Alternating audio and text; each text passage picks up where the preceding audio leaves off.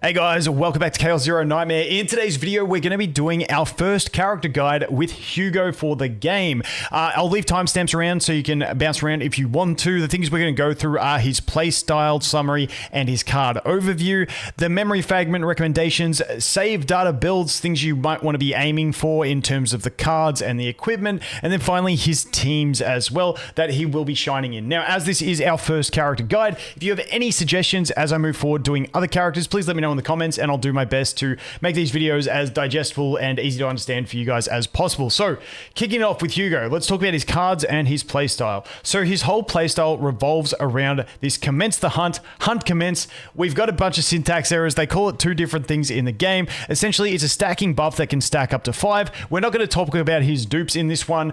You can get an increase with the dupes, but it stacks up to 5, and every time you use a targeted attack card on an enemy, he will use a follow-up on that enemy and reduce a stack. That is his whole thing that he plays around. And the way he will play around is trying to generate as many of those stacks as possible, having teammates or himself that can use single target attacks so that then he can dump the attacks.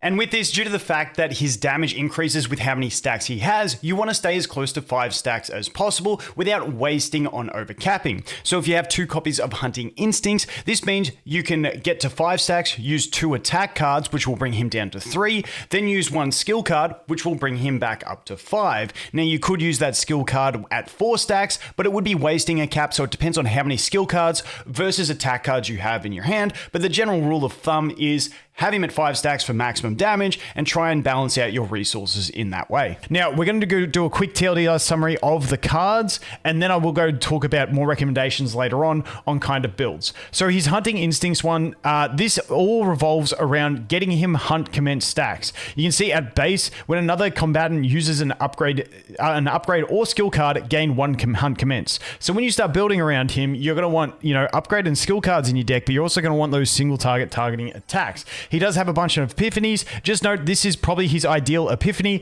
Unfortunately, it doesn't exist in the game. It does not drop at the moment. Maybe they fix it later on. The only way to get the 0 cost Outbreak of War one is to get it with a Divine Epiphany. Unfortunately, that is what it is. And this is honestly the one that I most likely go for because it has Outbreak of War, meaning it's guaranteed to start in your hand. The second one, not too bad. The third one, not too bad with the ally attack as well. But once again, the consistency drops off because they don't have Outbreak of War, which means it starts in your hand. So that is his first card that you will start with. Next up, we have 2 attacking cards. Fan of Daggers is more looking at doing either AoE, random attacks, and generating Hunt Commence, or you can actually change it into a single target attack that generates Hunt Commence. And those are the 2 main ways I look at playing it. Otherwise, you can go for a full damage aspect with the middle one, or it can even be an upgrade.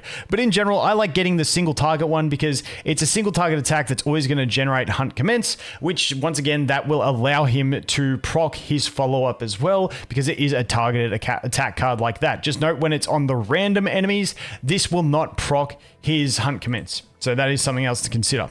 Then we have Quick Fix. Quick Fix is a nice one with utility. It has different forms of utility. You can see we can get an extra hit, which is extra damage if you're under Hunt Commence. You can +1 to all enemies' action count. This one on the right-hand side can actually be some pretty big damage. It's worded funny. It doesn't actually reduce your max stacks, meaning you can't stack anymore. It just consumes all stacks and gives an extra hit per one. But my favorite is definitely the one in the middle with the draw 2, or the one on the left after that, which is still a draw 1, just with a bit more damage. But draw 2, any utility of drawing is always going to be nice. And then we move on to the next one, which is Dingo Howling. This is all about shielding, gaining Hunt Commence, and also drawing. Now, the upgrade version of it ain't too bad if you're happy to throw it out there and just leave it, and then you can passively generate, which means when gaining Hunt Commence, you just draw 1 attack card, and that's once per turn. So that's a nice little passive thing to put in the background. Otherwise, the other one that I like is 2 Hunt Commence and draw 2 attack cards. That's really nice for getting you the extra draws in hand, and those are the 2 ones that I like to lean into the most. And then finally, we have his Fixer's Approach. This one doesn't have any epiphanies. It is unique, meaning you can't duplicate it. It gives +40 on his extra attack damage of Commence the Hunt. Once again, it's an upgrade. These are really nice to throw out, and then for the rest of the battle, you are just gaining the benefits of this one along the way. So those are his cards. Once again, it all revolves around using allies generally to use skill cards or upgrade cards to generate stacks, and then using single target attack cards to burn those stacks and deal extra damage through the extra attacks. Now, that leads us into the memory fragments, which is the next question most people have. So at the moment, the sets I see as being best for him are the Agony set. Now, just note with the Agony set, this one here, it is only worth it if you are using someone that can apply Agony in your team. Now, there is different ways that you can do it. One of his good partners, when we look to teams, is going to be over here in Tressa. Now, she applies Agony, so she is a perfect partner, allowing him to use that Agony set. Otherwise, you can end up with some things in save data, like this one, where when dealing damage with a targeting attack, you get Agony. That is another way to do it, but it's not his optimal one. So once again, that's a bit more cheesy, but maybe one of his partners, maybe your support character has it and they do some damage. I don't know, but in general, this build is meant for Tressa. If you don't have a way to apply Agony on him, then you're probably going to be looking at the HP or the defense set. It's just that the 4-piece set, because people will often ask about his the 4-piece set, which increases order card damage. Now, what I was about to say just in editing here was that this increases order card damage, and because his follow-up attack isn't a card, it wasn't going to get increased. But like everything in this game, the wording is always a bit iffy, so you can't rely on it. So after I recorded, I hit up my man Grimro and said, can you help me with some testing of this? And we did discover that this actually does increase his follow-up attack damage. However, even though it does, I still don't see this as worth it in terms of a set, because you need to use it's only for one turn, the boost, and you've got to use his attack cards to activate it. And even though this says card damage in terms of order card damage, which would make you think that maybe they consider his follow-up attack as a card, his follow-up attack does not generate the stacks, but it benefits from the stacks. But you won't be using enough of his attack cards on a regular basis to stack it to 3 stacks and then get a big benefit out of it, if that makes sense. So I still wouldn't recommend this one, but that's just something that I did notice. And once again, I'm going to do my best in every guide and stuff to double check absolutely everything, because once again, it's kind of frustrating that just the wording of these things doesn't always make sense. So that's just an interesting one for you guys. It's not as bad as I originally thought. You can get benefit from it, but actually getting that benefit is a bit too hard. So that's why I lean into the Agony, then the Blackwing set, which is going to give him plus 12% attack, and then the 2-piece set of I've never even read this, Executioner's Tool, which gives him the crit damage. Those are his main sets that I would be building him on. Once again, you can drop him off of the Agony set if you don't have a unit that can put Agony on the enemies. There's also a bunch of epiphanies that you can get on some of the upgrade cards that put Agony on enemies each turn. So there are different ways to get it. But once again, if you don't have anyone that applies Agony in the team you're using, you can also just put him on a broken set so that maybe you can get better substats out of your gear. So out of your memory fragments. That's just the way to look at it. But once again, those are the 3 main sets I would be looking at. As for main stats over here on the ideal one, we want crit chance. You can put crit damage, but it is so hard to get crit chance in this game that getting crit chance on this is very, very important. So I would go crit chance. Crit damage if you want, but you're not going to be critting very much. Attack is an option, but once again, crit chance is number 1 from this one. As we move to the desire piece, you want to get order damage. Order damage here is an order unit, so you want to be dealing as much of that order damage as possible. That is going to be the main stat you look for there. And then over here on the imagination piece, we want attack percent. Now, when we look to the substats, the main substats that you want to hit are extra damage, crit chance, and crit damage. Those are the 3 most important ones that you want to hit because they are the ones that will most affect his damage. Now, after that, you have attack percent and flat attack that you can go ahead and get as well. But extra damage and crit chance are the 2 most important ones in my opinion, followed by crit damage, followed by attack percent and attack. Those are what you are looking for from your substats. If you can get them, ideally, that's what you're looking for. If you look at most of my pieces here, you can see we've got crit chance, crit damage, extra attack. Unfortunately, all my rolls have gone into the crit damage and extra damage. I would love some crit chance instead of some of that crit damage. Extra damage is fantastic to roll, so I'm never going to be upset about that. Then this one, this is only a blue piece, but it still has the crit damage. The crit chance and the extra damage. And then once again, crit chance, extra damage. Those are my most important ones that I'm looking for, and that is the basic way to go ahead and put memory fragments on this guy. Now let's talk about partners. Tina is built for him, so Tina is going to be the best.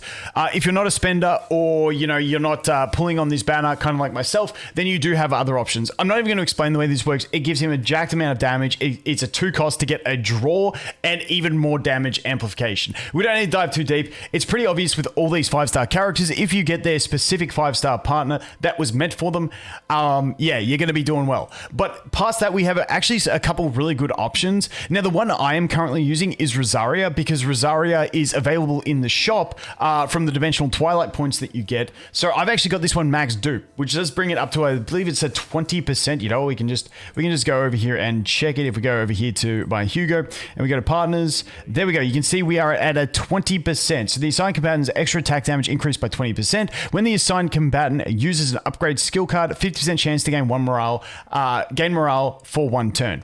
Now, the morale's not crazy because often in that first turn, you're not getting to use attacks because you're just setting up. But depending on your comp, sometimes you can make use of this. He does have other upgrade cards, whether it be the doggo, whether it be his other main card as well. He can get that because, once again, we have obviously hunting instincts. Normally, you're going to want this without Outbreak of War, so you're using that on turn 1. But the dingo howling does also get into an upgrade version, which is actually really good. And we also have Fixer's Approach. So those are the other ways you can go about it. But the big thing on this one is not that morale. It is the actual active ability of it, which is a 2 cost, draw 1 enhanced card, and enhanced card means upgrade card.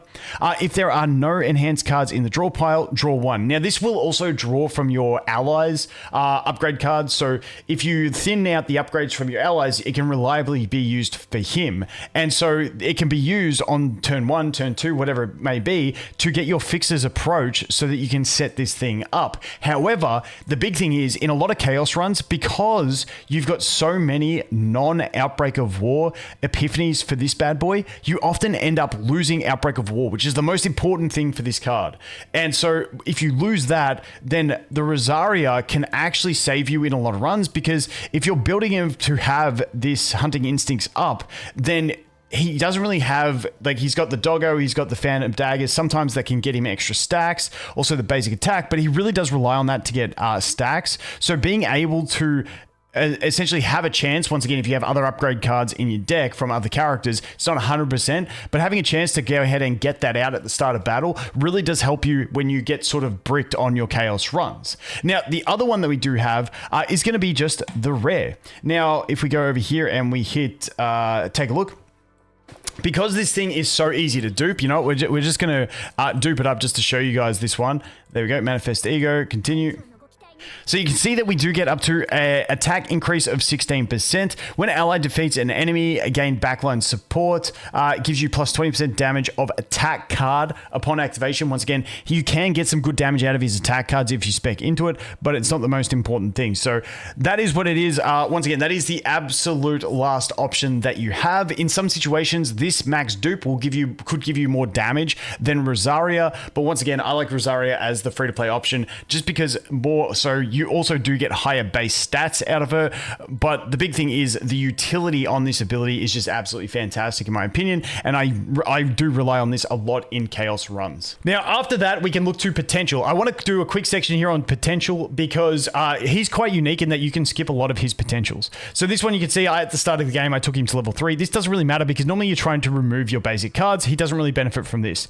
Definitely pick this one up in the early game because even though you want to get rid of his basic attacks, you will still have them at the start of Chaos runs, meaning that 50% chance to gain a Commence Hunt stack is really nice in some situations. It's a pretty cheap investment just to unlock that. The next one, neutral card damage.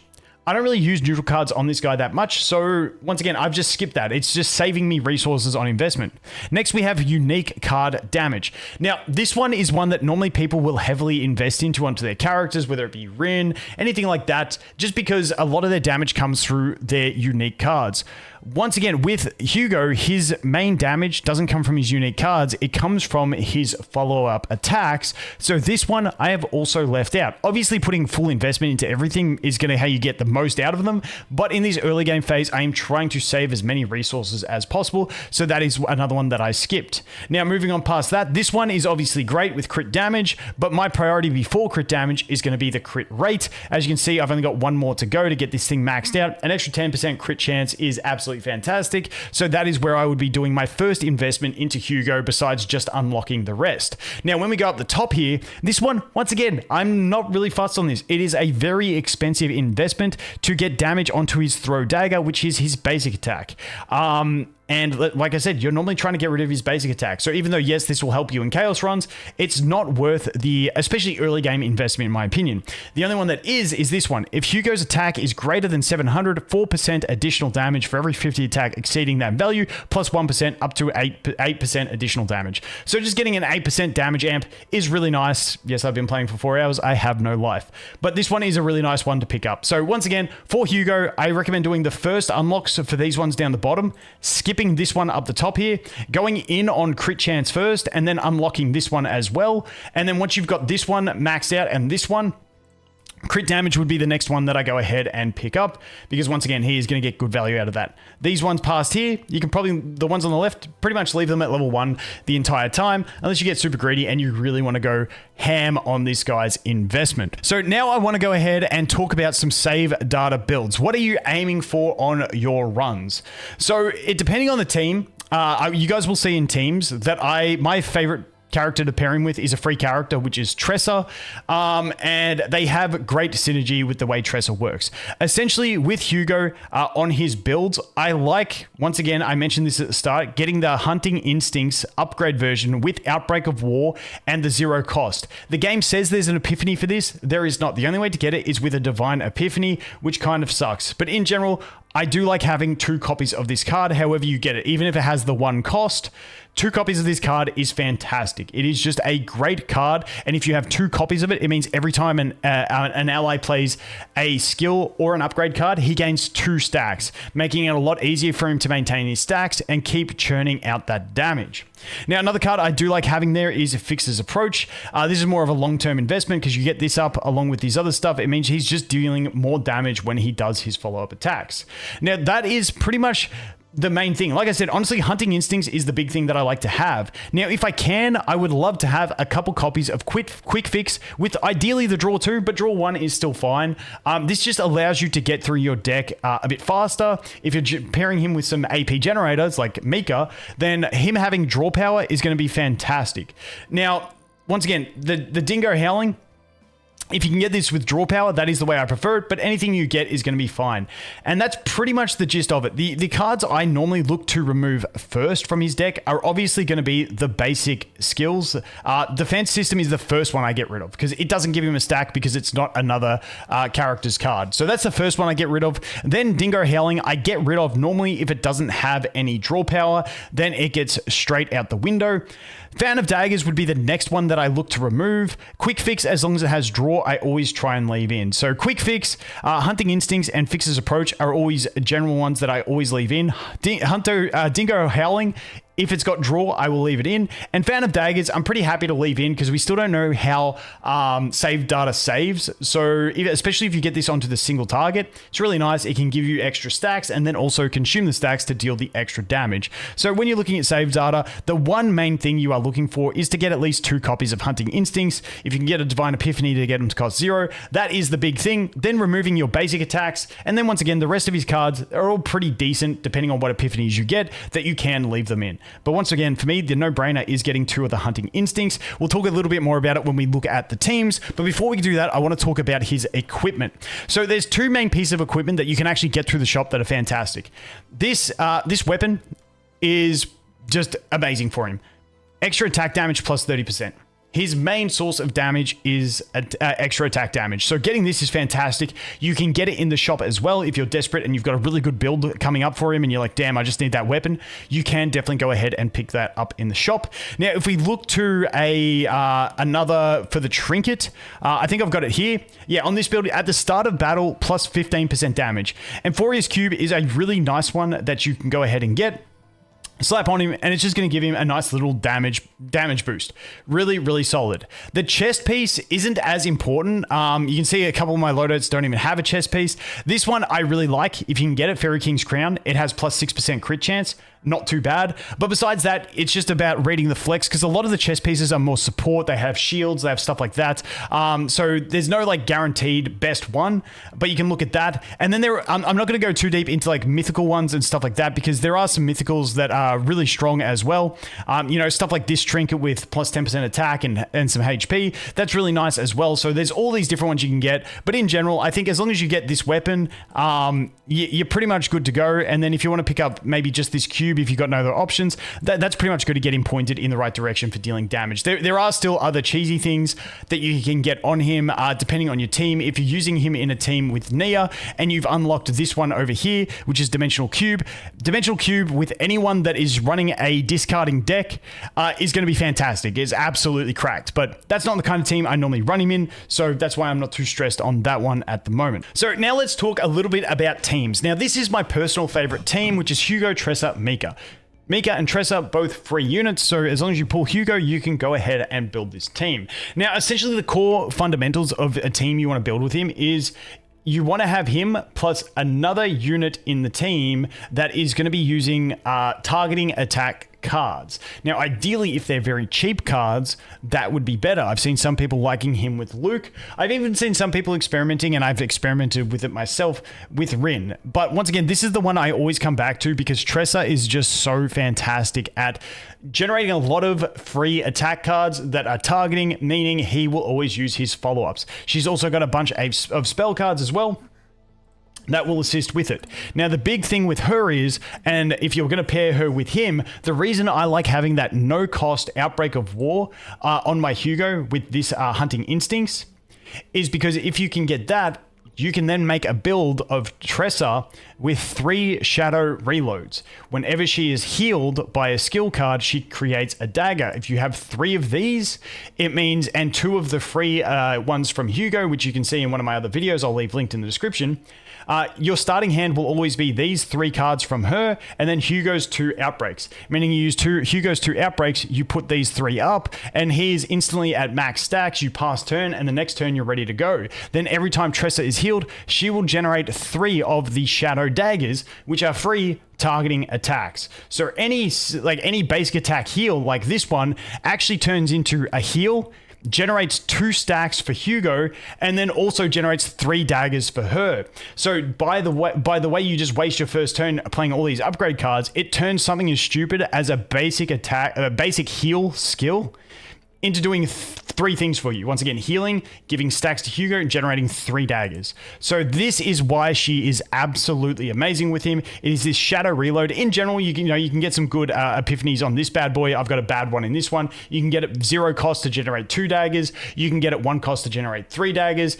You can also get it as an exhaust to generate 4. But daggers are really nice as well. But once again, the fact that she has this shadow reload, and then you're also pairing it with the Mika, which has more healing, means you're going to keep generating more daggers. And so, yeah, that's pretty much the round out of the team. You got Hugo, who has the main damage based around follow-ups. You have Tressa, who is your main enabler for Hugo to deal damage because she has so many little daggers. And then we have Mika as our sustain in the team, but also our AP generation through things like Source of Water and the waves she gets through her other abilities. Now, the great thing about Hugo as well, if you can get a really solid save data on him with some quick fixes that draw 2, well, then you now have your sustain with Mika, your AP with Mika, and you have draw power with Hugo, which are 3 things you really love to have in any team, along with obviously damage output. So that is why that is my favorite team for him. Once again, you can replace Tressa with just about any other single target damage dealer and play around with it, but I find Tressa to be the best synergy. And then over here with Mika, you can swap it around with anything that really has heals. Now, Mika is such a highly sought after unit, so if we go over here into my basin of hyperspace, when you've got to make 2 teams and that Mika is highly sought after, you can see in this one here, here, I'm actually using the Nia in the team just because she has a bit of heals, she has a bit of surge power. It's still not as great, but once again, it's making do with what you have and just having something that heal. Now, I only just recently pulled Cassius. Cassius would be another one I would consider because he does have draw power. He does also have the healing, which is going to help you generate more daggers for Tressa to throw out. But that is the general gist of teams. I do really like the Hugo, Tressa, and Mika, but once again, you can just mix that around with different attackers and also different supports, depending on where you have to put other units in your team in places like the Basin of Hyperspace. So that is going to be it for Hugo's guide. Once again, this is the first guide I've done for the game for a character. So let me know any feedback you guys have in terms of structure, in terms of information and content delivery, anything that you think would help out with these guides, because I want to do these for ideally every character along the way. And also, let me know what character you guys want to see next. But as always, guys, thanks for watching. Hope you have an awesome day, and I look forward to seeing the next one. Cheers.